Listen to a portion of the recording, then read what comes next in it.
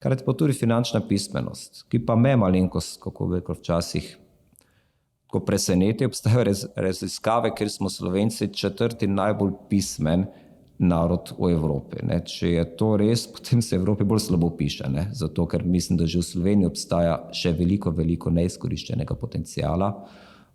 Dajva se dotakniti ravno tega. Bi rekel, da smo Slovenci finančno zaveščeni. Velikokrat slišimo podatke, da imamo Slovenci med 25-26 milijard evrov depozitov na bankah.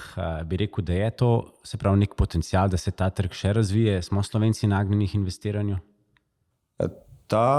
Teh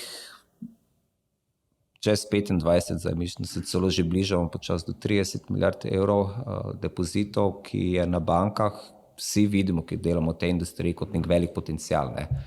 Ker Slovenci tako primerjalno gledano nimamo glih ne vem koliko premoženja investiranega v malo bolj tveganih, ampak to pomeni tudi bolj donosnih oblikah. Na žalost nas samih in pa celotne ekonomije narodnega gospodarstva. Tako da to vsi vidimo kot neko veliko priložnost, ki nekako se pa ne zgodi in se ne zgodi ta konverzija tega dela v bolj primerne oblike naložb.